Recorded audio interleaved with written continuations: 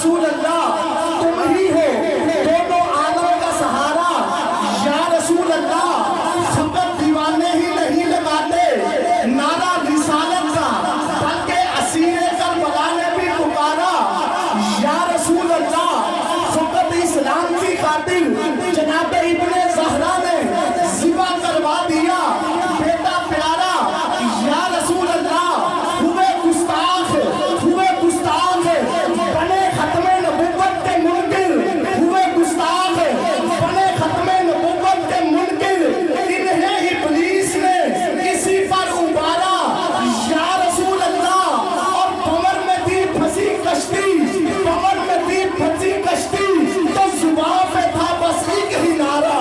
فقط یا رسول اللہ، فقط یا رسول اللہ۔ تو حضرات علی وقار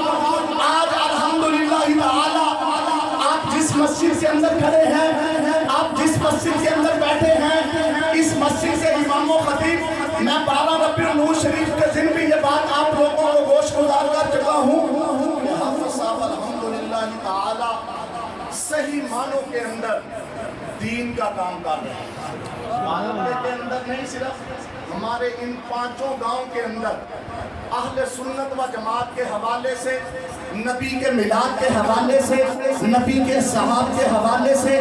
نبی کی اہل بیت کے حوالے سے الحمدللہ تعالی یہ ہر میدان کے اندر صرف باتوں کے ساتھ نہیں بلکہ اپنی عوام لے کر ہر میدان کے اندر کھڑے ہو کر، اگر جناب من صدیق اکبر کی صداقت کی بات ہو تو یہ میدان عمل میں کھڑے ہیں، اگر عمر فاروق کی عدالت کی بات ہو تو یہ میدان عمل میں کھڑے ہیں، اگر عثمان غنی کی صحابت کی بات ہو تو یہ میدان عمل کے اندر ہے، اگر مولا علی کی شجاعت کی بات ہو تو یہ میدان عمل کے بعد ہے۔ ارے نانا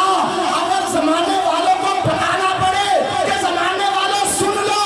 میں وہ سنتی ہوں، جمیل قادری میرے مرنے کے بعد میرا لاشا بھی کہے گا الصلاۃ